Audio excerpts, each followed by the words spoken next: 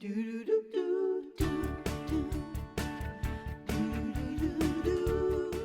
us how to make delicious wine sorbet and, of course, telling us the science behind it is Dan Kohler. Dan, teaching us is just all you needed to say. Teaching and teaching today. Stuff. Why is wine sorbet a nice end of summer dessert? You and I were talking earlier, at the end of the summer, it's when you get a bounty of berries, a bounty of stone fruit, and I think a lot of people at home are scratching their heads. There's only so much you can eat right now. So some of us preserve it, right? But actually, one of the great ways to preserve things is to freeze them, and making a sorbet is just a way of freezing fruit. Yeah. Oh. So like we said, there is a science behind this. There definitely is. And what we really want to talk about right here, the prime ingredient in these sorbets is wine, actually. So a lot of sorbet recipes you'll see actually call for simple syrup. Now, simple syrup is water and sugar cooked together, but water is going to add a lot of extra ice crystals. And we've all had sorbet that's really icy and hard, and no one likes that. No. Now, wine is kind of a secret ingredient there, and the wines that I'm choosing, even though I don't personally like sweet wines, I'm choosing sweet fortified wines for this sorbet because they're adding some extra sugar content along with that flavor palette. So it enhances the flavors, which There you saying. go, and it keeps it smooth. What's interesting, I don't taste the wine in here. No, you're not it supposed to just adds taste a lot of extra layers. Now, scientifically, when we're talking about sorbet, we're really talking about ice crystals. And I think you guys saw on the show a couple weeks ago, I taught you how ice is formed. We made a giant block of ice. Now, when you want clear ice, what you want is ice that freezes in layers perfectly. But that gives you a solid block. When you're making ice cream at home or sorbet, you want those ice crystals to form in every direction at once. So you actually want to scatter those ice crystals, inhibit them from forming. And what does that? Fruit. Is this blackberry port? You've got blackberry port. So let's talk about some of those pairings. It's tart. It's tart. It's a little more of an adult sorbet, wouldn't you say? Exactly. Yeah. A sophisticated palate, if There you go. my There you go. Kim, what do you think? I like it. Yeah. I mean, I usually get bubblegum ice cream at Baskin Robbins, but it's different. Next Dan. time. Sophisticated Next palate time. of hers. Next time. Can you put wine in bubblegum sorbet? You sure can. It's not going to taste very good, but you sure can do it. Go on. So the pairings I've got today, this is Campari, which is a bitter but sweet Italian liqueur, and it goes really well with grapes and raspberries and plums and stone fruit. Now, all of the fruit over here has a ton of pectin. Pectin is another component that's going to really inhibit ice crystals and make a smooth final product.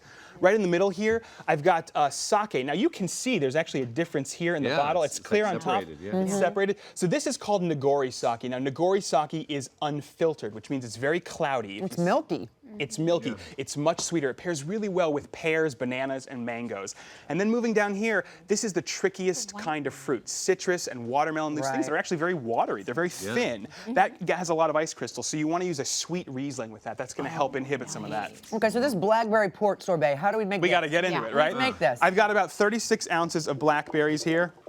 Well, now you got about 32. 34. Way to go, Listen, Dan. no one's counting. No one's counting, all right? And I'm going to add about a half a cup of port.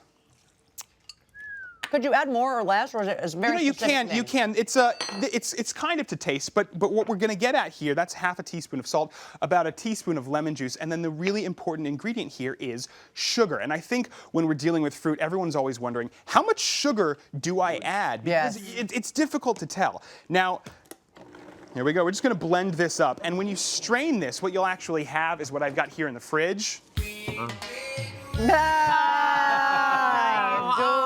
They know me well. They know me well. Now, what I aim for when I'm making sorbet, what I want is about 20 to 30% sugar concentration in the final product. So that's just like a smoothie. It's what you really just made with some sugar in it. Basically. Now, what you want to do to figure out how much sugar is in there, I have this tool called a refractometer. Now, this is what chemists use to tell the sugar concentration Of course you do, of Dan. any solution. Of course I I'm do. meeting as a refractometer at his house. And it's quite easy. All you That do sounds is like something a you take some superhero liquid, has. you take any liquid, and you smear it right here. You close the plate, and when I look in here, actually, you're going to see what I'm seeing. Oh my God. You see that right there? So on the left, there's no sample, so it tells you the brick scale, there's no sugar in there. Now on the right, you can see I've actually got it up to about a 23% sugar concentration. The sugar bends light. Now this is all it's telling you is how much sugar is in there. And this helps me figure out, is this sweet enough? Now, for you at home, if you don't have a refractometer, by the way, they're about 25 bucks on Amazon, so this isn't going to break the bank. Okay. But if you want to just do this by rote, what I aim for is about 4 cups of fruit puree to 1 cup of sugar. Okay, so 4 to 1. 4 to 1, that ratio. generally gives you a Okay. really good ratio. No. And once you've blended that up and strained it, So this is an ice cream maker. This is an ice cream maker. What if I don't have an ice cream maker? Can I just take this and put it in the freezer and it's the same thing, no? You know, the thing is, if you just put this in the freezer, it is going to freeze into a block. You could make something closer to a granita if you go and disturb it, you know, every 15, 30 minutes and get those ice crystals forming. But if you want a smooth, creamy thing, you've got to have something churning, because what's happening in here right now, first of all, the sugar and the alcohol that I've added have lowered the freezing temperature of all of the water in there. And they're inhibiting crystal formation. So as it's moving, it's slowly freezing, and everything is getting in the way of those ice crystals. So that's for that test sweet. Do they have things for bitter? Like Oh, interesting. You know, that's actually a completely different test, and Yeah. bitter is a number of different compounds that don't bend light. So this is Yeah. really just to tell you how much I sugar. just wanted to test it on Kim and see. Oh my gosh! Oh, Wait. Julie, you gave him a hi-hat for that? Yeah, Julie. He should get I'm a coming over thank you.